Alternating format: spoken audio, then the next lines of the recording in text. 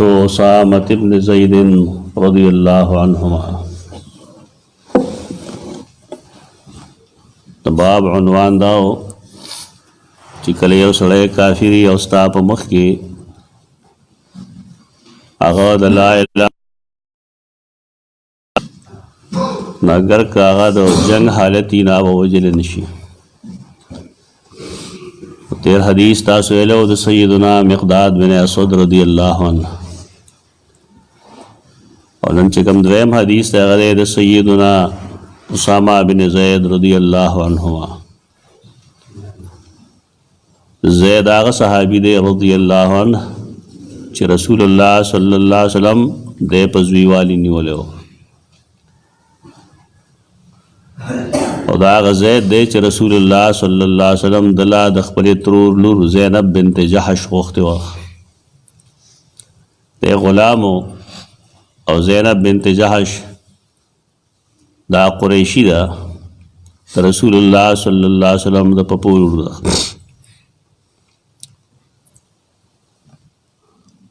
د دې مینس کې تعلق قائم پاتې نشو، سید لګي دا غله طلاق ورکړل. قرآن مجید سورۃ الاحزاب کې دا غي ذکر کړي او د سیدنا زید نوم یې غستره فلما قضا زید منها وطرا. کله چې زید دا غینا خپل فایده واغستا او طلاق ملو شو نو زوجناکها مونږه زینب تعالی په نکاح کې درکړه. دا غ زید دی او د زوی دی اسامه، دا دواړه صحابه دي ذکر رضی الله عنهما. وی سیدنا اسامه فرمائی بعثنا رسول الله صلی الله علیه وسلم الى الحرقه. بطن نخل یا بطن نخلا چې کم مقام دی کم ځای دی د هغې خوا کې یو بادۍ ته حرقه وایي، او حرقه ورته په دې باندې وایي چې هلته کې د دغې کلي والو او دارنګې د بنو مرہ په منځ کې بنو مرہ بن عوف د هغې په منځ کې یو جنګ شوی و، او په هغې جنګ کې دا ټول کلی تباه شوی و. تباه شوی داسې چې خلقو دومره غشي ورولي وو چې دې کې څوک پاتې شوي نه وو، بلکې ټول سوځېدلي ومړه وو. د دې وجې نه دغه ځای ته حرقه وایي. بس هغې نوم باندې مشهور شو. دغه ځای ته یې مونږ رسول الله صلی الله علیه وسلم ولیږلو. دا د سریې په طور دا سریه وه. د رسول الله صلی الله علیه وسلم زمانه کې بعضې غزاګانې به ښکاره وې، لکه بدر احد حنین وغیره دا ښکاره دي، خلق ته خبر دي، هغې ته غزا وایي. سریه دا هم غزا ده، خو دومره یي چې غزا ښکاره او سریه د سر نه را سر پټوالي ته وایي. دا لږ راز کې ساتي، موږ چې ورته ګوریله کارروایي وایو دې ته سریه وایي. د دې دا تعریف چېرته کې نه یې لیکلی په کتابونو کې، او که چا لیکلی دی ډېره کمزورې خبره ده چې سریه هغه چې په کې رسول الله صلی الله علیه وسلم نه شامل او غزا هغه چې په کې په خپله شامل وي، دا پېژندګلو چا نه ده کړی. غزا به ښکاره وه او سریه به پټه وه. مونږه رسول الله صلی الله علیه وسلم لیږلو حرقې ته.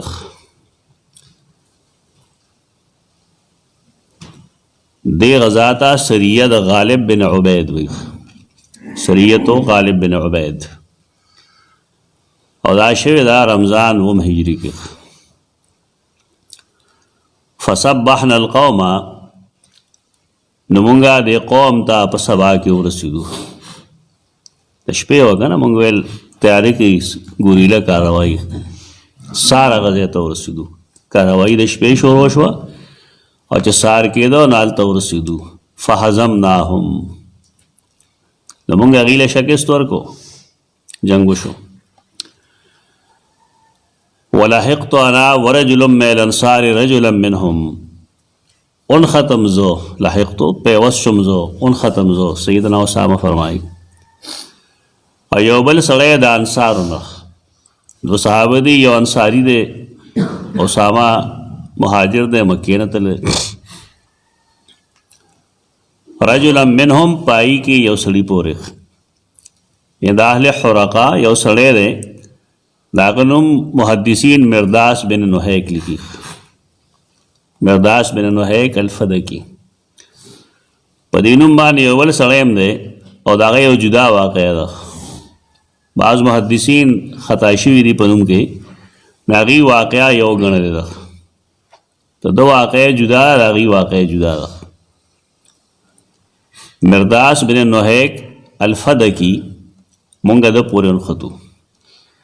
د انصاري څوک دی محدثینو د هغه نوم نه یې لیکلی، چاته معلوم هم نه دی.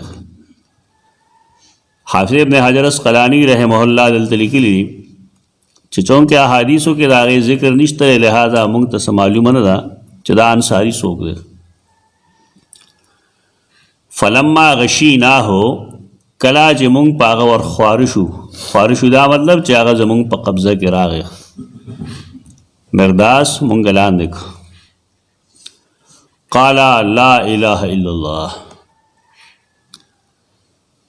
دا جنگ دی اوس، خو چې کله کنټرول کې راغی، قبضه کې راغی، هغې مرداس وویل چې لا اله الا الله، اظهار د کلمې د توحید یې وکړو. فکف الانصاری عنه، نو انصاری خپل لاس د هغه نه بند کړ. هغه ویل دا خو کلمه طیبه وویله، اوس د ده د وژلو څه گنجایش پاتې نشي. وطعنته برمحی حتی قتلته، او ما په خپله نیزه باندې و رمح نیزه زخمی مې که حتی قتلته تر دې چې مړ مې که. واقع وشوله. فلما قدمنا کله چې مونږ رالو مدینې منورې ته، بلغ النبي صلی الله علیه وسلم، نو رسول الله صلی الله علیه وسلم ته دا خبره ورسېده چې د یو سړي د کلمې د توحید د ویلو باوجود ما هغه قتل کړی دی. نو ما ته یې ویل یا اسامه اقتلته بعد ما قال لا اله الا الله، تا د لا اله الا الله د وینا نه وروسته بیا قتل کو. کلمات توحید ویلا اتا بیا مو ویخ بیا دې ما قتل کو. ما پرونم ویلو چې کلمات طیبه دا موږ له دنیا کې او آخرت کې پناه راکوي. کاش چې زموږ خلکو ته دین معلوم وي او دوی د مسلمان بېزتي نه کولی، د هغه د مرګ اراده یې نه کولی، هغه یې نه قتلولی.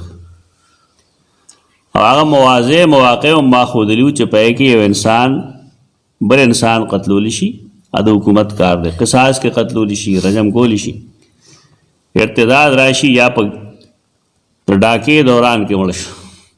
لکه څلور مقامات دي، نورو مقاماتو کې انسان مسلمان نشي وجلی، دا ګناه دی. ګناه کبیره ده، څوک چې کوي دا غلطي کوي. دا کم خلک چې اجرتیان دي د دې اوس حالي، یعنی نه جنگ نه دشمنی، بس محض دا چې چا پیسې ورکړي دي قتلېږي. او دا کم سړی چې پیسې ورکړي د یو انسان د قتلولو دپاره، د ده به څه سزا وي؟ دا ټول عزت او احترام د څه شي دی؟ دا د کلمې طیبې د مسلمان دپاره. اسم قرآن مجید یو قاعده ښودلې ده، انه من قتل نفسا بغیر نفس او فساد فی الارض فکانما قتل الناس جميعا. یو سړی ولګېده، یو انسان یې قتل کو بغیر د څه فساد نه. سړی کار څوک دی؟ مسلمان دی، کافر دی، هندو دی، سکھ دی. چا چې قتل کو بغیر د څه فساد نه په ځمکه کې، نو ګویا کې د ټول خلک مړ کو. اسلام انسانیت لم احترام ورکوي او اسلام مسلمان لم احترام ورکوي. دا د مسلمانۍ کار نه دی، دا زموږ خلک چې کوم حرکتونه کوي. حدیث مونږ ویلو پرون، رسول الله صلی الله علیه وسلم فرمائی سباب المسلم فسوق وقتاله کفر. مسلمان ته بدرد ویل دا فسق دی، ګناه دی، او دارنګې د هغه قتال کفر دی. کافر بالله العظیم بنی تک ده لیکن دی دا کفر د الله د احکامو نافرمانی ده. نو سیدنا اسامه قتل کو نو ما ځان له بانه وکته ما ویل کان متعوذا اخو په دې کلمې ما نه ځان بچ کو. زمونږ خلک دا وایي ما نه ځان بچ کو دا چلے وګو ځان بچ کو نو موږ ته ودرېد دا لګیا خلک د بل په نیت حمله کوي. فما زال یکررها نو هغه چې دې تکرار کو یعنی شروع بس چې یا اسامه قتلته بعد ما قال لا اله الا الله یا اسامه قتلته بعد ما قال لا اله الا الله. ته به دې کلمې سره سګې او قیامت پر ورځ د خپل رب مخ کې بسوي ته دی بار بار وي فما زال منی تکرار کو دې حتی تمنیت انی لم اکن اسلمت قبل ذلک اليوم. تر دې چې ما تمنا وکړه د دې خبرې چې ما د دې روز نه مخکې اسلام نه قبول کړی نن مې قبول کړی او نه خبر یې دومره زورنه رسول الله صلی الله علیه وسلم وکړه چې زما زړه کې دا وی چې زه نن مسلمان شوی نه خبر خلک څه وایي هغه په زور جن خفه په زور جن نو خبره داسې نه ده خبره. خبره دا ده چې اسلام چې کوم دی الاسلام یجب ما قبله. یو سړی نه چې د کفر په حال کې کم ګناهونه شوي دي او اسلام قبول کړي نو هغه اسلام هغه ټول ګناهونه معاف کوي. دا هغه مطلب دا دی چې کاش چې دا کار زمانہ د کفر په حال کې شوی وي بیا ټیک و یعنی دا د ما د مسلمانۍ خلاف ده دا کار چې ما وکړو دا د مسلمانۍ خلاف مې وکړو. نو باب سره تعلق بالکل واضح دی چې کله یو سړی کلمه د لا اله الا الله محمد رسول الله وي هغه زموږ دپاره واجب التعظیم شو.